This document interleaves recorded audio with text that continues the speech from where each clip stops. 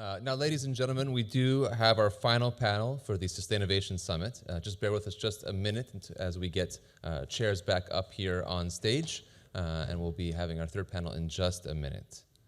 It's going to be a great one. It's under the theme of Nurturing Minds for a Sustainable World. Of course, we talked about our 3 pillars today.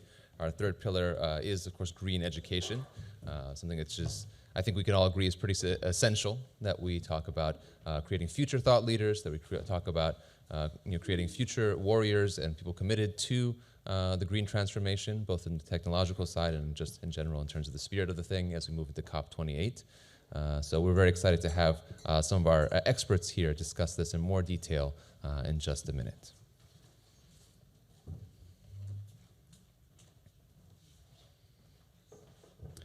So as we said, the panel is titled Nurturing Minds for a Sustainable World.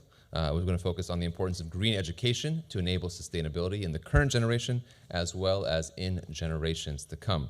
And now I'd like to invite our experts to come to the stage. Of course, we have Hind Al Huwaidi, Chief Education Officer at BEEAH, Dr. Saeed Alhassan, Professor at Khalifa University and founder of Manhat, Dr. Narjess Boubakri, Dean of the School of Business Administration and a professor at AUS. And of course, I'd also have to invite Mourad Benayed, Director of Strategy at A&b Advisory, who will be moderating our panel for today. Thank you, Mourad. I'll turn things over to you.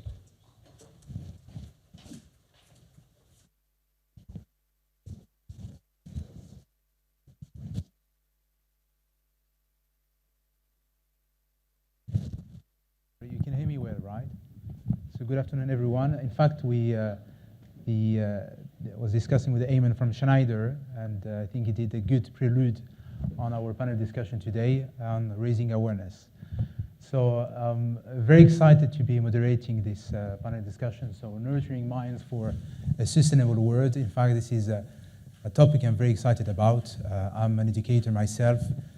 I'm a strategy director at A&b Advisory, and yes, so in fact, we recognize here that education has the power to foster positive change within individuals, with communities, and the environment. So in this discussion with our panelists, we'll focus on the role of education in raising awareness and empowering individuals, but by giving them the tools to contribute to a greener, more sustainable world. So when I say, of course, tools, it's not only about content, it's about information, it's about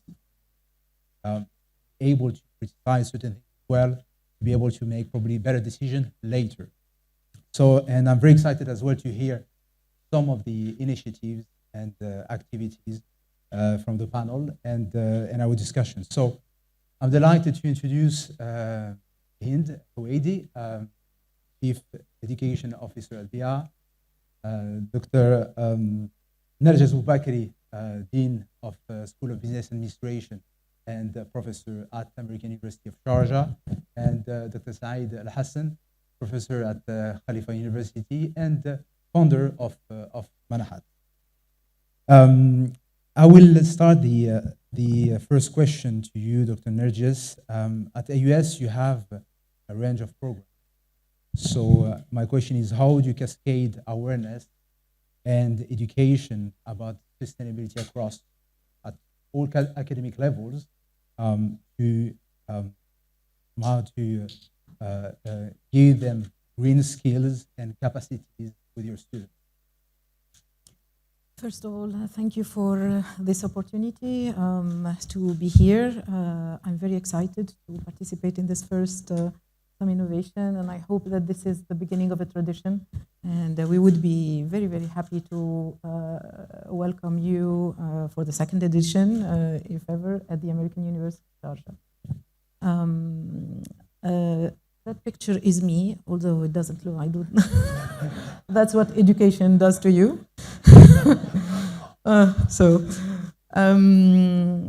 So about bringing awareness, it is very important. We've heard about what the companies are doing on the ground, but this is the other side of the medallion. So it is a very big responsibility for educational institutions, including higher education, institutions to train the change makers of tomorrow, the leaders of tomorrow, to have these green skills that you're talking about and to raise awareness.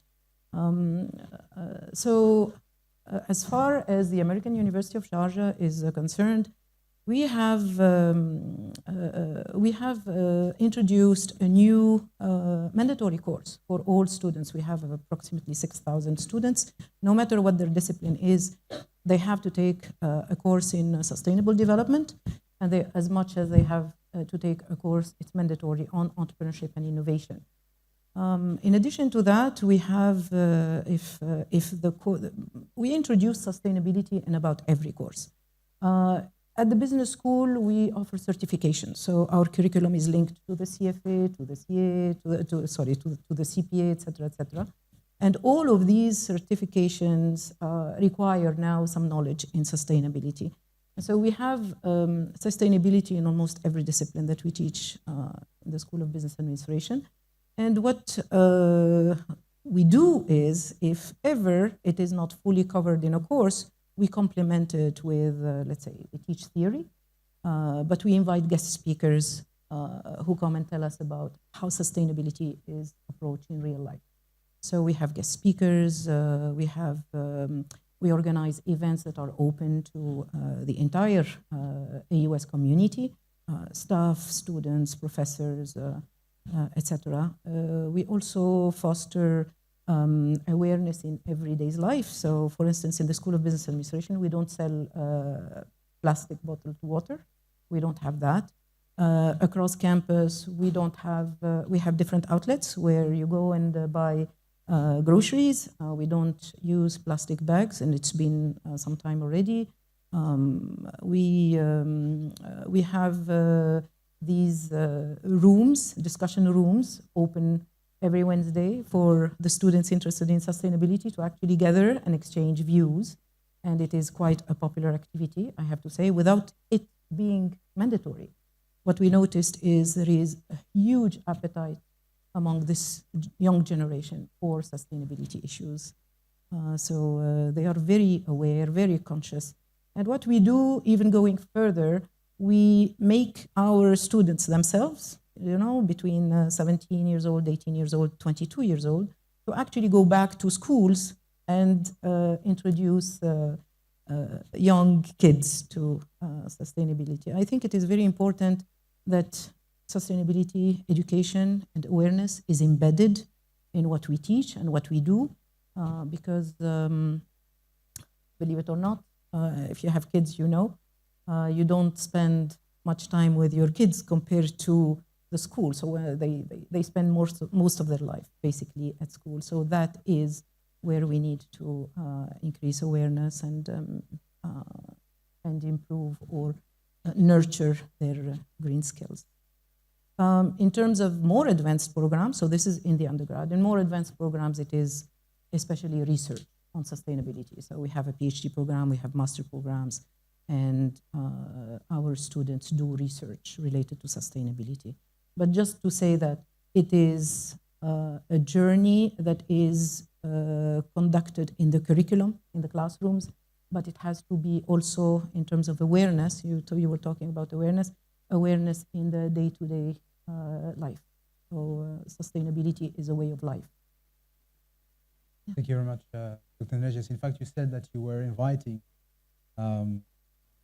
guest speakers. Do you feel that today generation university level should be more exposed to corporate world, more than a guest lecturer coming to be? I mean, I believe in the learning by doing. Do you feel that we should see more of this? How do you complement with what they have to learn anyway, the content that we discussed, plus the exposure that they should have to be able to later to make a proper decision? Absolutely. Actually, what we do in that respect to involve our students on basically with companies on the ground, we organize the different competitions, let's say, because they need to learn by doing. So it's not only theory, as I mentioned. So we have competitions with different kinds of industries. We've had a competition with Rack Bank, another one with Amazon, and another one with Deloitte. And they touch upon, so the students are supposed to come up with a business plan related to a sustainable project. It may be in banking, it may be in health, it may be in any kind of industry. And so they get to actually, there is an ideation process, and it is a very, very constructive way of doing it. We organize innovation challenges also, where we invite a panel of judges for them to look at the proposals from the students. And surprisingly, the students don't wait until the fourth year until they have all of their curriculum and courses taken to actually come up with an idea. They are very aggressive. First year, 16, 17, sometimes school visits, they come and they look at the infrastructure and we talk about sustainability and they have already an innovative idea in mind. So absolutely, I think it goes with close links to the industry. You refer to aggressive students, means they are very proactive. Very proactive, very proactive. I've been in the university here for 16 years, and there is a huge difference between the earlier generation and this generation. What we've noticed is before, we teach sustainability because it has to be taught, it is part of, of the trend, it is part of the future, etc. Now the students demand knowledge about sustainability, and it goes way beyond what we can explain, about the theoretical concept of sustainability, its impact on economic growth, etc., etc. So. Thank you very much, Dr. Narjess. I'd like to direct the next question to you, Hind. What are the programs that BEEAH Education is running to ensure that the larger sustainability mission of BEEAH is supported with public awareness, community engagement? Thank you, Mourad. It's a pleasure to be here discussing education, which is such an important topic. So today at BEEAH Education, we actually have a lot of awareness programs and initiatives that start from the grassroots level and then they go up to professionals across organizations, whether governmental or private. And all of them were developed and created with the aim of increasing environmental education and awareness, and to inspire leadership and positive environmental action, and to also provoke critical thinking when it comes to such an important topic as sustainability. Now, I actually want to go back in time, speak a little bit about the history of BEEAH Education. So back in 2010, this is when we developed our first program, which was known as the BEEAH School Environment. This was created with the aim of instilling environmental education and knowledge within the school communities. We started from KG up until grade 12, doing very interactive learning around different topics. We started with a focus on waste management because this was our core business in the beginning. And our aim was to try to increase knowledge about such an important topic. And our group CEO, Khalid, mentioned in the beginning the percentages that we reached in terms of diversion rates. And in order for us to have reached such a high percentage rate of 76% waste diversion, and then going up to as high as 90%, it was actually important to raise environmental education and awareness about how can we achieve those big numbers and big targets? Because when it comes to people in general, they need to believe that their actions are actually making a difference. And this is what we took in mind when developing all of these educational programs. We decided also to take it a step further because we saw this program being very successful over the years. We decided to expand it under a different name, which is known as the Academy of Sustainability, which doesn't cover only school communities, but then it goes up to university students, and then we cover also professionals across different sectors, because our aim is to make sure that everyone is equipped with the knowledge that they need, whether they're seeking a career in sustainability or they're just interested in furthering their knowledge around such an important topic. Now, this is more on like a school level, university level, but when it comes also to speaking high level, how can we introduce professional training? We have the Institute of Environmental Management and Sustainability, which we like to call the IMS Academy, which is also one of the programs that we have under BEEAH Education. Now, this is more focused on qualifications around key topics and courses which are very important, such as waste management, environmental management, circular economy, climate change, plastic pollution, net zero, just to name some of the programs that we have. And these are dedicated more towards university students and then professionals. Again, this is our way of trying to increase knowledge. Sustainability is something that's very important. It's a need right now. Everyone needs to know these topics. Everyone needs to know how can they make an impact, how can they make a difference. And this is what we're trying to teach them bit by bit. And a lot of people spoke about partnerships, and I also want to address this very important element, because in order for us to reach our targets and to make sure that our mission is complete, we also believe in the power of strategic partnerships. This is why we also have a very important partnership with Duracell, which is a partnership we've had for the past 5 years, started back in 2018. And this was more focused on an issue that they faced in the beginning, which was around discarded batteries, which again is a very important topic. So we created actually a competition under the title, The Great Battery Challenge, which addresses specifically that issue. We're trying to increase awareness around the student community. How can you put a solution for that challenge that we are facing nowadays, not just in the UAE, but as a whole? So these are just some of the programs that we have under BEEAH Education, which are supporting our global aim when it comes to efforts that are done by BEEAH Group as a general, and then in collaboration with the different partners that we have. Thank you very much, Hind. We talked about, I think, between Dr. Narjess and yourself, the exposure that we give to students or younger generation. What incentives do you think, we should have for all students or different level to be able to participate? I realize that we are overwhelmed by the number of challenges, competition today. And we've seen that just type competition in the web, you'll see so many challenges and competitions. So how to incentivize younger generation? Hind, probably Dr. Narjess would be able to say as well, how do you incentivize students? It's actually very important, as you said, to put maybe some sort of incentivization on the way that we run the different programs that we have. I believe that competitions is a very strong part that we are introducing within the student community, maybe especially university students. And I actually want to highlight one of the competitions that we've had recently, which we launched with the College of Business Administration with Ajman University. The award ceremony was actually 3 days ago here at our headquarters. It's a competition that spanned over the course of 1 month, in which we had over 70 students from the university itself participating in this competition that was under the title Sustainability for Entrepreneurship and Innovation.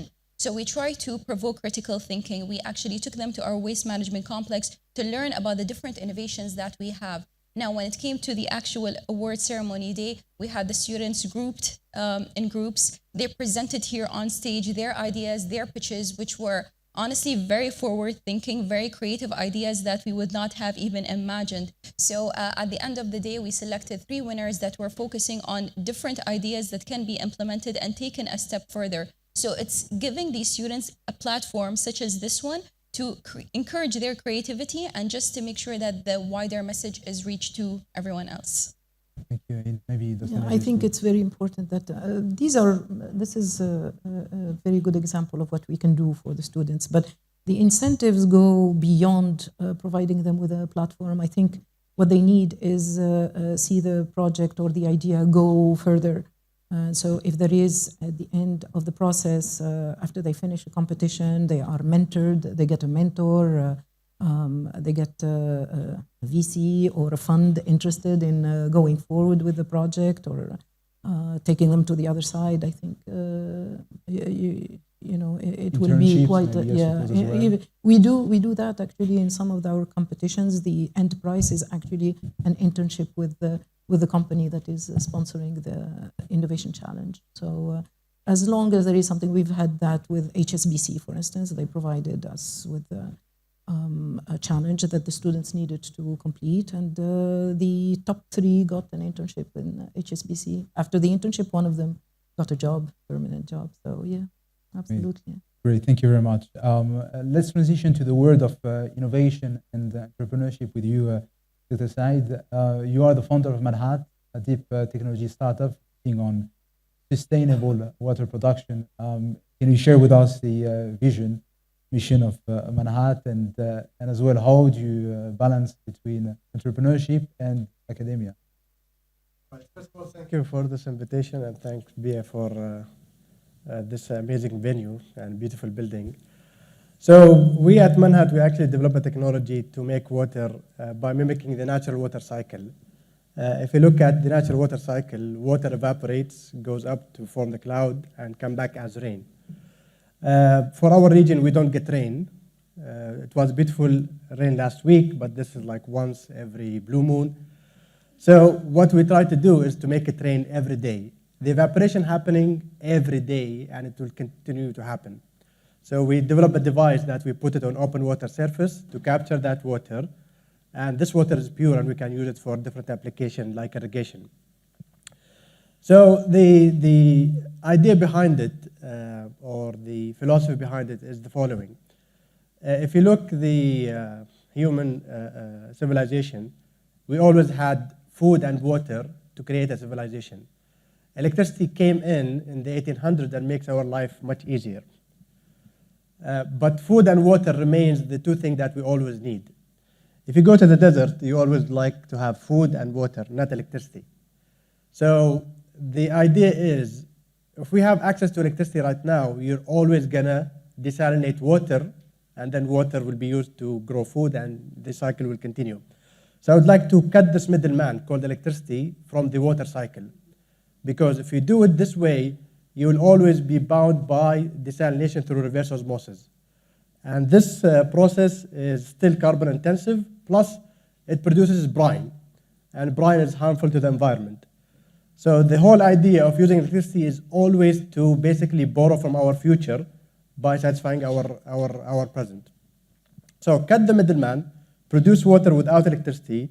This water should be as cheap as the current desalination, and use that for whatever purpose you would like to achieve. We focus on actually using this water for farming and agricultural activities, because our region historically, from purely physics point of view, we don't have fresh water and we don't have a huge agricultural activities. It's always seasonal. Thank God for palm trees, they survive the environment. That's why we have some sort of civilization before the discovery of oil. But after the discovery of oil, we accelerated our economy. The economy is growing so rapidly. We still need to import 90% of our food, and that is one of the bottlenecks to sustain this region in the future. So that's what we do in Manhat, in a nutshell. It's a longer story, but this is a summary of what it is. Now, in terms of balancing academia and entrepreneurship, one thing I would like to say is that the entire region, and especially the Arab region, we look at academia from the prism of Islamic universities. A professor in the university is always look like an Azhar sheikh who will just give you a theoretical knowledge. He is disconnected from what's happening on the ground.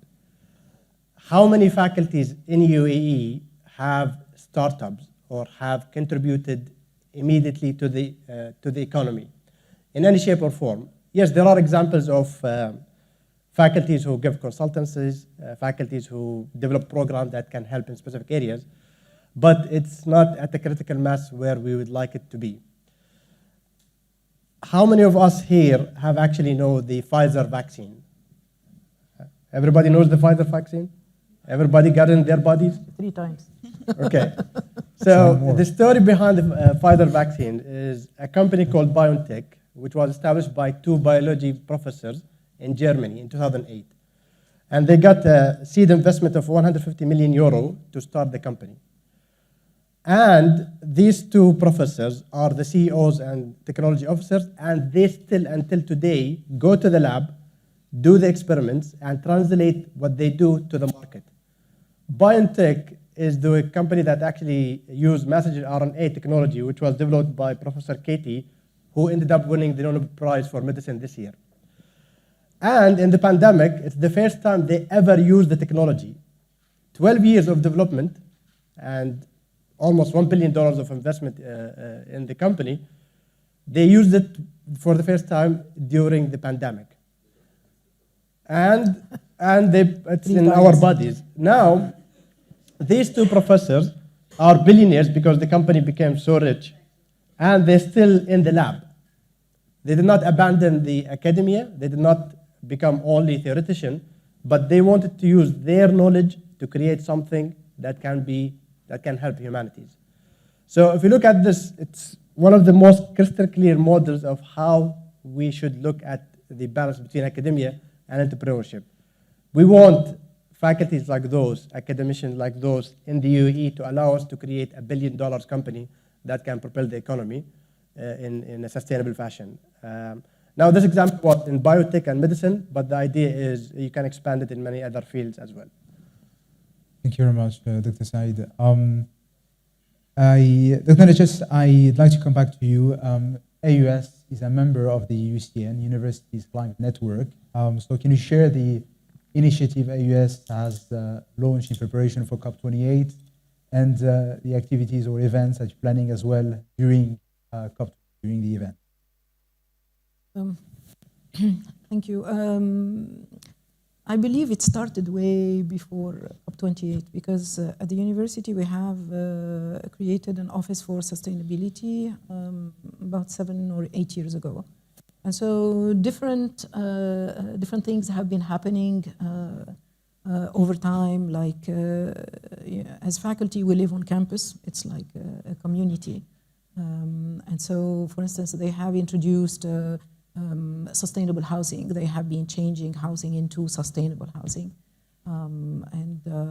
We have, the university has introduced scooters so that you don't have to take a campus. I don't know if you visited the American University of Sharjah. It's a beautiful campus, but it's spread out. And so for the students to go from one building to another, sometimes they need to take their car and drive to the other building and park in the other parking. So the university has introduced, for instance, these electric scooters for them to move around. Of course, we can use them too. I was talking about the zero plastic bags initiative also. So all of this has been happening over time, and it goes with the awareness that we were talking about a while earlier. Now, as COP28 approached, I think things have accelerated. So we have weekly events on sustainability. We bring guest speakers, as I was mentioning a while ago, to talk about sustainability in all shapes and forms. We have at the school specifically, we will be launching at the end of the month the first recycling of e-waste. We were talking about batteries a while ago, I think, and the students are just waiting for the moment to bring in their electronics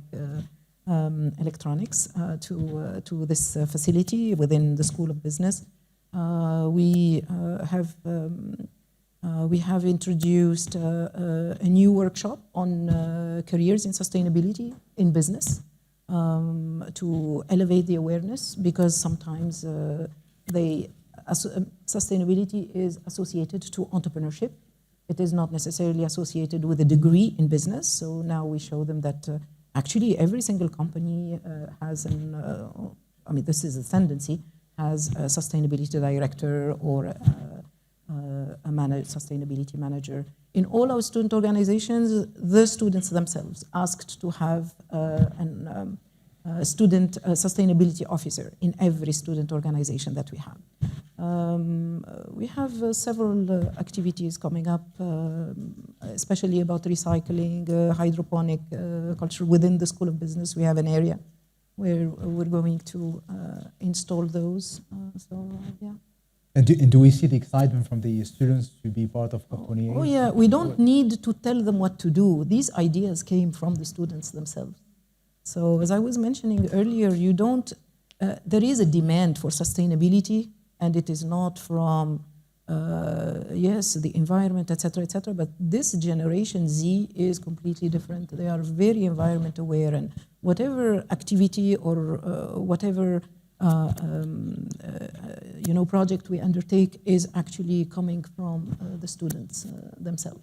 They propose, they insist, they demand these things, and we can only accommodate, because this is exactly what we are supposed to do. Thank you very much. Maybe some of our audience is not aware that the students will be finishing classes before. Yes, we shortened the semester. We shortened the semester to allow earlier, so by the 23rd of November. The students hated it at the beginning, but we said, yes, you get at least the opportunity to participate in COP28 activities right after the final, so they still have time. So they come to class over the weekend. right now, so that we are able to shorten the semester. And they're very happy. So yeah, they are very happy, and we have, yes, they are very happy. Over the weekend they are not happy, but when you explain what it is for, they are very happy. Yeah, thank you very much, Dr. Narjess. Let's continue our exploration of sustainability initiative with you, Hind. You have recently announced the new edition of the Future Pioneers Award, which is an international award designed to recognize and reward the innovative ideas and projects aiming to shape the future of sustainability. So if you can please share the vision of the award, when you started, and the outcomes, output and outcomes that you're expecting from this award. Yeah. The Future Pioneers Award by BEEAH is actually an evolution and progression of one of our existing competitions, which was known as the Environmental Excellence School Award, which has been running very successfully for 11 years. But then we decided to make a change to this award that we've had because it has been very successful. And Khalid gives us a great example when it comes to taking risks. So we decided to take a leap instead of just going with a logical step of Gulf region. We decided to go international with the award just to cover a wider scope. And just rather than focusing on school communities, we decided to open it up to also university students and to professionals across corporates. So this is where we have the award also, luckily this year under the patronage of Her Excellency Sheikha Badour Al Qasimi, who's a very strong advocate for innovation and education as well. So when it comes to the Future Pioneers Award, this is about encouraging creativity and innovation around different topics and focusing on themes such as waste management, energy conservation, water conservation, sustainable architecture, artificial intelligence. So there is something for everyone to take part in this award. And it also covers individuals, groups, corporates. Some of the categories that we have as part of the award that I want to mention are documentary videos, social media campaigns, prototypes, inventions, best sustainable organization. So there is everything, and everyone can take part in the competition through the different sustainability initiatives that they have. Now, the way that we did it, it's a journey that the participants are going through. We launched it during April this year, and it's a journey that is concluding in December, 7th of December. This is when we have the award ceremony, selected specifically as an off day during COP28. So the participants went through a journey of taking part in the competition, submitting their projects after continuous feedback with the judging committee that we have. Then we've actually had a round of deliberation between internal and external judges to check the quality of the projects that we have received. And we were very happy, very thankful to have actually received applications from over 400 participants across the globe, ranging from countries, of course, the UAE being the biggest, but then we had also participation from Oman, Bahrain, US, UK, Italy, Portugal, just to name some of the countries that we have received the applications from. Now, currently, we're doing the final selection of the winners. Once we have selected them, as I mentioned, during December 7th, this is when we will actually announce the winners to everyone. And the outcomes that we would actually take is we would be working very closely with the winners in this competition to take their projects to the next step. And we also have actually one of the sponsors for the award, the Levo Group, who have also agreed to take one of the winners who will be specifically in the university category for an internship opportunity at Italy. So this is, again, another step that we are adding to the Future Pioneers Award. Thank you very much, Hind. I mean, maybe something to mention related to the FPA, Future Pioneers Award. You're not only engaging with the startups or corporate, you're engaging, of course, with the youth as well, at a different level. And I felt this is something very interesting. You give them a category, social media. So somehow you are managing to connect with today's generation using it. And I've seen some of the work from the young students on social media, on their campaign. Very interesting, and it's a way as well to engage and to raise awareness of a specific issue. So well done on that. Thank you very much.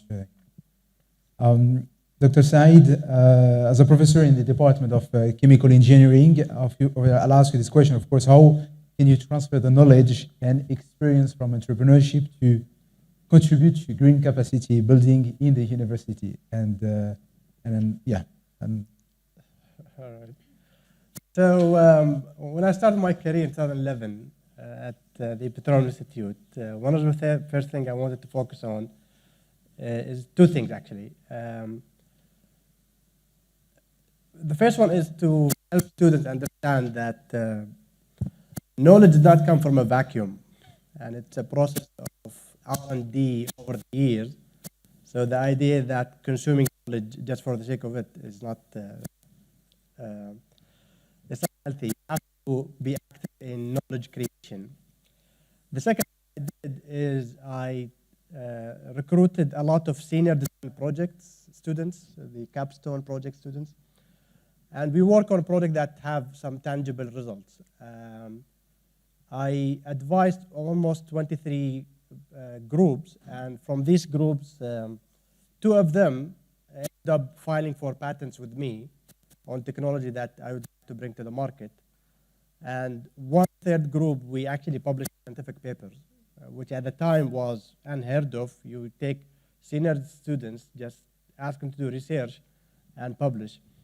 And the point behind all of these things is to instill in students the idea that the time now is different than the time before. It's not only about basically graduating and securing a job or waiting for a job to happen. The idea is that you need to be in charge of your career as well. And actually this year, these design project students, I told them, whatever you design, I want to take it and actually open a startup based on that. So the incentives is that they have to know whatever they do is not only for the grades. It has to be for something beyond the grade. And the project that they are engaged in is actually to make some chemicals that we would like to use in developing smart materials. These materials, they work in a way that allow them to absorb humidity and release the water autonomously without electricity. It's almost like a flower opening and closing naturally. So the idea is I wanted them to do this project so I can actually take the business plan and talk to investors. And they should be engaged with me in this. I told them, you will be the CEOs, the technical people who will run this with me. It's not only myself. So the idea is I use my platform as a professor to help the students do things hands-on and understand how things work. Instead of waiting for things to happen to them, you also need to be in charge of part of your career.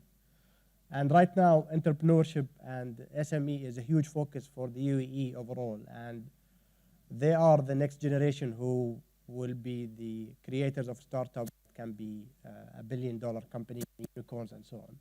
So that's what I wanted to do. So far, if you ask me, did any one of them start as a startup? I don't know, frankly speaking. I know a lot of them have secure jobs. But I'm more, I think the next generation will be more keen toward doing this, more than the previous generation. Thank you very much, I feel across the activities and initiatives that we discussed, we see the importance of connecting the youth with a specific reality. I think we should see more of this. I would like to ask you a couple of questions to some more broad questions. And we're in a time of actions and evaluation. So how do you assess the progress of awareness and students' engagement with the sustainability topics? And I'll have a second question later, but maybe one of Dr. Narjess will be able to answer.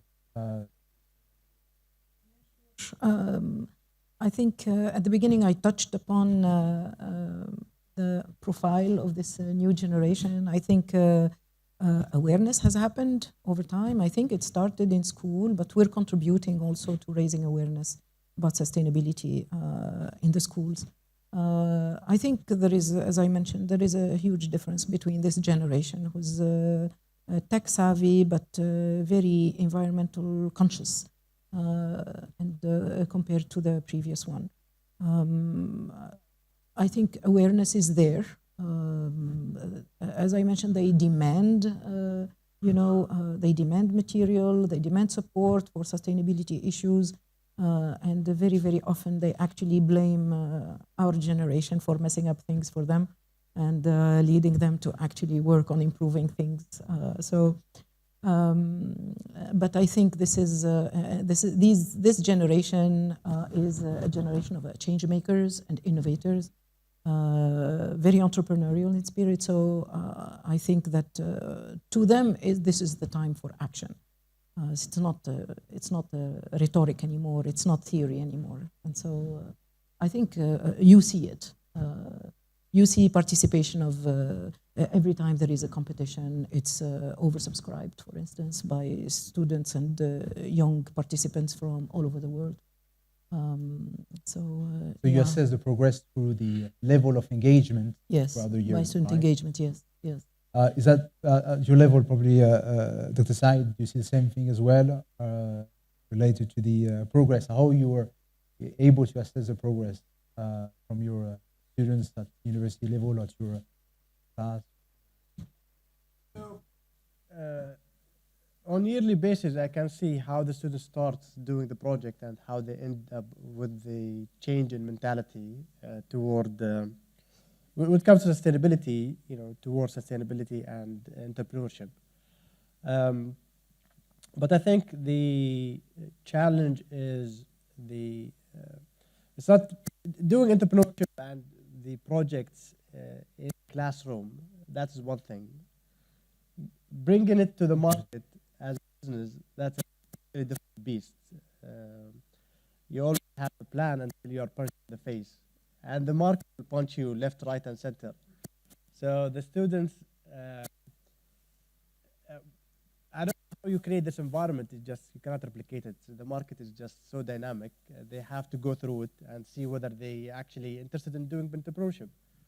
Because on paper and a beautiful presentation is one thing, but when you go through it is a bit different challenge. So I think one thing we can do collectively is to create this environment, so or push them to actually go to the market as soon as they can, just to see what happens.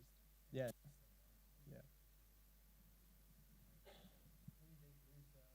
Last question that I have is, what promising opportunities do you see for nurturing an environmentally conscious and responsible generation? I don't know if probably Hind will be able to.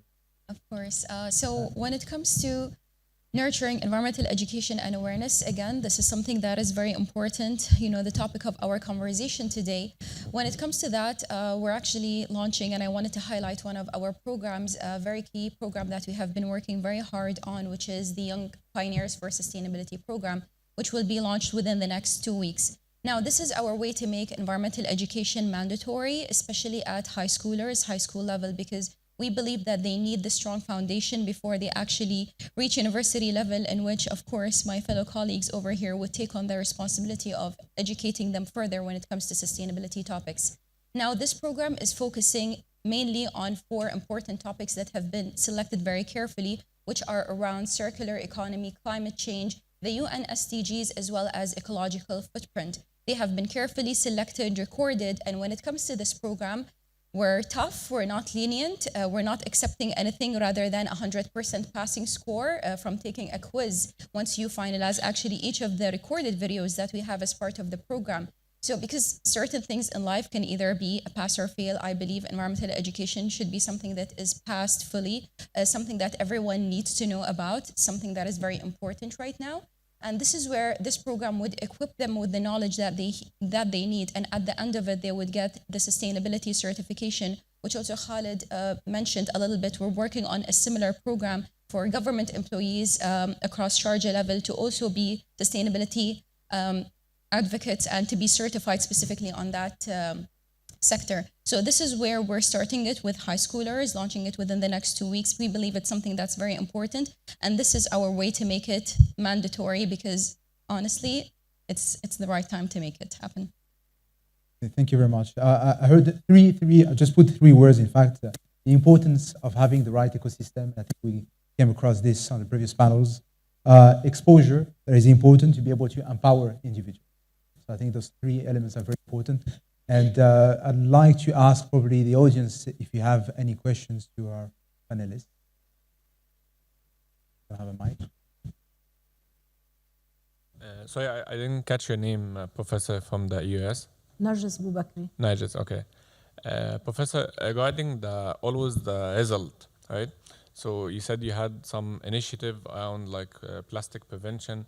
So do you measure and announce like because like always it's good to measure the impact, how much we reduced electricity, how much we reduced carbon footprint. So do you do that?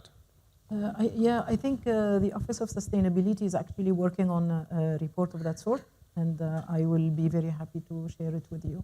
Okay. Yeah. Thank you.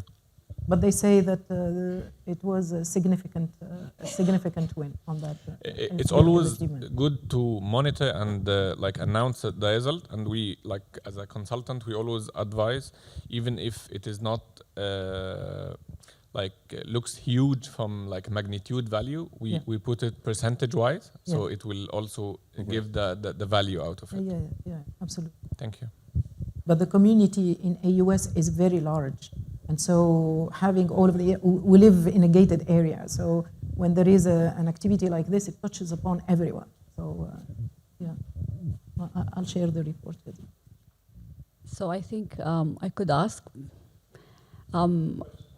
Yeah. Oh, okay. Ladies first. Okay.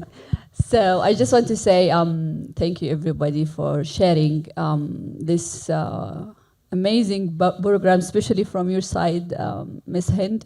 I can't wait to be part of this initiatives. But I just want to share my experience. I was one of the guest speaker.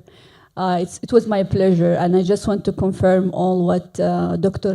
Narjess confirmed about today's generation. They exactly know what they want and how even they do it. I just want to recall one of the students' question, and it was a hard question for me. He was asking me, Doctor, we know what we do. We know what is the right choice, which is sustainability. But sometimes we start do it, but we cannot commitment. We cannot continue. So this kind of power that we have, these students nowadays, they want a time, they want someone to listen. And after I done my lecture session there, I had contacts 35 students. They just want to talk to me about how they can translate their ideas, as Dr. Saeed said, to be business case. That's the only things they ask. So my questions is leading off this situation and experience. As an academic organization and as a leader organization in terms of waste management, when you set the sustainability initiatives, activities, programs, do you have a yearly objectives, clear objectives with numbers, with the strategic, like this year we would love to have 5 startup companies in this area. Like as an example, I am sharing this. To have the academic organization, or it's just, I don't want to say randomly, it's a need activity. Do you have a clear strategic objectives for this education community, the students, especially for the university? Sorry, this is a question to you? Yeah, question for, like, who want to answer it? Like, I mean, for the university, like, do you have a clear? So do they have a target yes, on a yearly clear basis? Goals, yes. Okay, I will tell you about the initiative. For instance, I didn't mention earlier that on our way to COP28, we have just, the university has just approved the creation of a multidisciplinary research center in entrepreneurship and sustainable development. This is how it is called. And the idea is to partner with Shira and the Research and Technology Park in an ecosystem to actually do what Dr. Saeed was mentioning, push forward.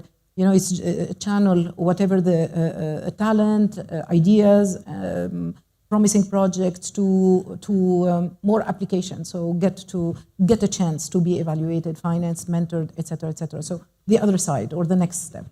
In terms of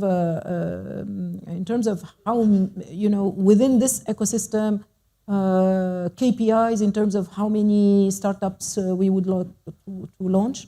I don't think we went that far, although at the country level, I read a report that they are aiming for by 2030 to have 3 unicorn companies.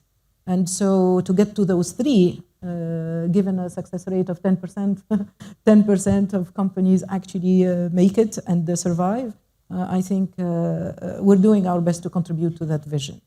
But specific numbers of we didn't put that yet in place. Coming up, the center was just approved. Yeah, we'll hear more about it by January, inshallah. Great, thank you. Is there any more questions? I'm sorry. Thank you very much for the panel. Great insights from all. My question is to Hind, but also before I start with the question, I just want to say that I'm very jealous of AUS students being an alumni from AUS. Oh. Sustainability during our time was just to make sure that the cup of coffee will go into the recycling bin. So I think I graduated too soon. Yeah, but great job that you're doing that. Hind, my question is actually regarding the solar waste, because 20 or 30 years from now, the landfill is going to be cluttered with hundreds square kilometers of solar plants. UAE is home to one of the largest solar power plants. So I'm not sure if BEEAH is having a plan to recycle the solar waste. And being from Taqa myself in Abu Dhabi, we've built around now 3 of the biggest ones, and Dubai is also home to one of the largest ones. So what's BEEAH plan for the solar waste in the future? Khalid, do you want to cover that? See, I'll speak more about solar and what we're doing in terms of solar. So as Khalid mentioned maybe in the beginning, we're focusing on our goal to have zero waste to landfill. And part of that is not utilizing the landfill anymore, and that would be by having solar panels at the roof, which is one of the projects that we have in collaboration with Masdar. So this is our way of turning an existing space, maximizing the potential of solar energy, and then just having it at the top of the landfill. Now, I believe maybe it's too soon of a discussion, honestly, to talk about what would happen to the waste, because we still haven't started, honestly, building the solar panels. Yes, I'm talking about the end of life. Yeah. Because most of the people that I spoke to, whether the PV manufacturers or the suppliers, there doesn't seem to be a very clear plan on what is this going to happen, because there is expected in Abu Dhabi to be around 17 gigawatt, and you're talking about 20 square kilometers. You know, we treat all types of waste. So you know, today, as I was saying earlier, we have 11 different facilities that treat all types of waste. So looking at solar panels, looking at now, for example, EV batteries for vehicles. That's going to be a big problem upcoming. So that we've signed with the Ministry of Energy, and we're working on EV batteries. The problem is not now. Yeah, EV batteries coming in the next few years. Exactly. So we're already working on that. Radioactive waste, we're working on it right now. Solar, we're working on it, but it's not there yet. But that's so when I go back and say every type of waste we are addressing, but different timelines. Exactly. Thank you very much. Great. Thank you. About to receive some signs from the back, but another one here. Hello, congratulations on a great event. Particularly, I'd just like to congratulate Dr. Narjess. I have a great experience with the university. In fact, back in 2017, I personally trained a selected team of personnel, not faculty, on sustainability back in 2017. Yeah. So that was really, really impressive when it comes to the educational sector. So my question is, most of the questions and the presentations were about the environmental side of sustainability. How do you address the social aspect as well as the governance aspect? Especially governance is so intangible that people really have difficulties on understanding what falls under the governance pillar of sustainability. Very, very good question indeed, because in our strategic plan, we have the header, sustainability, but it touches upon, it's not only environmental, it is also financial, and it is also in terms of governance. And the school's KPIs in terms of organizational sustainability is to have transparent communication, for instance, enhancement of sustainable practices. You think of meetings, for instance, they don't have to be in person, they can be, a number of meetings is a KPI for efficiency, but even more sustainable efficiency dictates that the meetings are online, for instance. You don't need to, you don't need to drive your car to come. So we do, I 100% agree with you, there is a lot of other aspects of sustainability that we haven't addressed today. But we need to be aware of. And so within the School of Business, when I say we have sustainability, for instance, a mandatory course, or we have sustainability embedded in different courses. For instance, we have sustainable entrepreneurship. We have management sustainability, which is the governance that you are referring to. We have a 360 approach to sustainability. But yes, I understand that today the most important is to look into environmental sustainability. In fact, sustainability is included in every course. Yes. And so depending on the discipline, it is different. So different kinds of sustainability. And thank you for your training. Thank you. And maybe, yes, a question, right? Yes. Hi, my name is Ali Al Huwaidi. I have two questions. Are entrepreneurs born or made? And secondly, especially with Gen Z, who are starting their careers and they want the financial security of a professional job, they usually have to choose a profession or entrepreneurship. Why can't both be encouraged? But of course, that needs buy-in from the organizations, top leadership. Like a KPI, 10% of your time for your startup. I think that's sustainability, isn't it? And more to achieve even the high targets of SME growth in the UAE, it needs buy-in from our, I think, organizations in terms of encouraging both profession and entrepreneur. And financial security. Yeah. Probably. Probably. Right, so, more a choice. But for all of you as well. Entrepreneurs are made. I mean, you just don't born with entrepreneurship. You have to just go through it. You have to train yourself.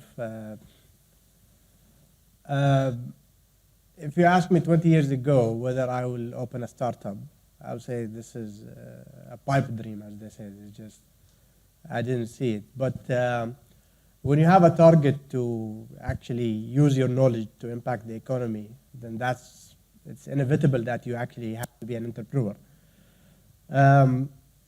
But when it comes to the current generation of how to do it, I think, I mean, there are already some programs at the government level where if you are an employee, you want to pursue certain ideas, you can take some time off, I believe, at the federal level. There's already a program. But if you are just fresh graduate, it depends on many different factors. If you really believe on the ideas and you want to actually live your entrepreneurship and want to pursue it and spend all your energy on it, so then that's fine. That's what happened in like the Facebook, for example, when they started just a brute force of just trying to make the startup work and the company expand as much as possible. Now the challenge is that about the intent and the people who wants to grow the entrepreneurship. It's about the ecosystem where someone is willing to give you $1 million, $2 million, $3 million as investment. It's a very high risk. So that's the challenge, is the mechanism of getting the money to do this. That's why you see a lot of the entrepreneurship ideas are something that worked somewhere else and was brought here and was tweaked to satisfy the current market. Career, for example, is a version of share riding that is already there, but they actually customized it and becomes very indispensable. But again, so it's a matter of many different things. You can delay your entrepreneurship career just to have some stable job, but again, it depends on individual circumstances. It's not like one thing for everybody. probably a state of mind as well. You're going to reach a point where you're going to take more risk, I suppose. And I think the ecosystem that we're building is important as well to have that in mind. And we discussed about empowering individuals, giving them the tools. Tools are important at university level. All exposure will say one day I will take more risk and probably move to launch a venture. Yes, please. I would like to ask you a question, if I may. Yeah. I said yes, please. As yeah, of course. So perhaps, yes, I perhaps don't need We didn't need the mic, in fact, but I will try with the microphone anyway. First and foremost, before I even start asking the question, I'd really like to thank from the bottom of my heart for the kind of organization of this really remarkable event. From the very beginning, from the kindness in your invitation and organization, from the selection of the panelists to the selection of the topics, from the beginning till the end, this has been a really remarkable journey. You have used the Sustainovation as the leading element of it. I think it's also very much inspiring and thought-provoking. So once more, thank you very much. Coming against the backdrop of the nurturing mind for a sustainable world, we have elaborated quite a lot about startups, new companies. But I would like to ask perhaps you, Mrs. Hind, from the perspective of somebody who is looking at the education, but also as a employer here. What types of educational backgrounds are you looking for when you are looking for the new potential employees? A company like BEEAH is really expanding. Many things are really being developed here. Waste to energy, for example. So that provokes me to ask the question, what are you looking for engineers? Are you looking for AI specialists? Or what other elements do you look in the people's backgrounds in education? Thank you so much. Of course, thank you for your question and for your kind words as well. When it comes to BEEAH Group, everything that you have mentioned and even more, because we're an international holding company with different verticals falling under it. So we have BEEAH Tanleef, BEEAH Recycling, Transport, Education, Healthcare, even Real Estate. So we're looking for everyone with any background ranging from environmental education to engineers, IT specialists. My team comprises of members who have background in environmental education, HR background, people who have background in training and development, as well as people who have background in PR. So it's not necessarily something that is directly related to your job, because as we have learned, it's not about the degree that you have, it's about the practical experience that you are learning during your job. So we're accepting everyone and anyone from different backgrounds. So for example, if we're from the vertical of BEEAH Energy, this is where maybe it's more focused on engineers specifically. In BEEAH Recycling, we're looking for, again, engineers, but then people from different backgrounds as well. We have our real estate vertical, which again focuses on people with maybe civil engineering background, interior design background. So there is room for anyone to basically join BEEAH Group. There is everyone that, a position that would fit everyone with any background. Thank you very much. As Mr. Tariq said in one of the first panels, he said the future is already here. It's just not evenly distributed, but I guess it is here definitely. Yes. At this place very much. So. Thank you. Thank you very much. Yes, we have another question, if we can have the mic. Please, thank you very much.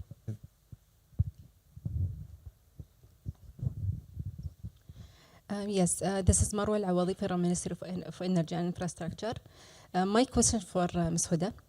Most of what have been mentioned during the session focus on the students, student education. But what about increasing the awareness for other social segments, for example, families or laborers? And we need to differentiate between the education and the awareness. They are linked, but also they are different. So what are some of the BEEAH initiatives in terms of increasing the awareness for different social segments? Thank you for your question. As I mentioned, we have a lot of programs. I tried not to mention a lot of them because they could be a bit overwhelming maybe to everyone to hear about. But just to maybe mention some of the programs that specifically mention the target audience that you specifically mentioned. So when it comes to the general public, we actually launched a program back in 2012, which is more focused on door-to-door awareness. So we actually had a dedicated team going house to house in Sharjah, because that's when we actually introduced the residential recycling bins around the different neighborhoods in Sharjah. So if you're from Sharjah, I'm sure you've seen the bins. So this is when we actually launched the program, in which we had a team actually going house to house, delivering environmental education awareness to the household workers and to the parents as well, just to make sure that they have the knowledge that they need in order to know how can you properly segregate your waste in the bins that have been provided, because ultimately it ensures that we receive clean recyclable material, leading to better recovery of the materials that we have. Now, this is something that is more focused around the community, I would say. Now, when it comes to the laborers, again, as part of the IMS Academy, the Institute of Environmental Management and Sustainability, we actually do extensive training courses specifically for the workforce. So this is not just for the workforce of BEEAH Group, but then we're also doing it for workforce of other organizations who are interested in this type of training. So again, it's not just focused around waste and environmental management, but again, like different topics that that person who is in a workforce position would need. So our education program basically cover everyone. I hope that answered your question. Yes, yes. Thank you very much. I think we closed all the questions, if I'm correct. So thank you very much for your question. I'd like to thank our guest as well. It was a very insightful conversation. So thank you very much. So, Thank you.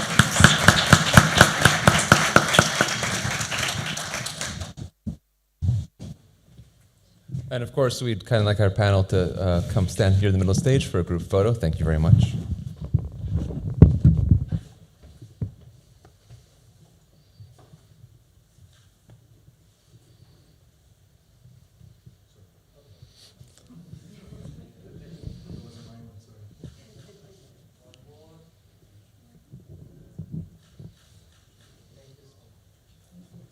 Thank you once again to our fantastic last panel. And of course, thank you to all of you for those insightful questions.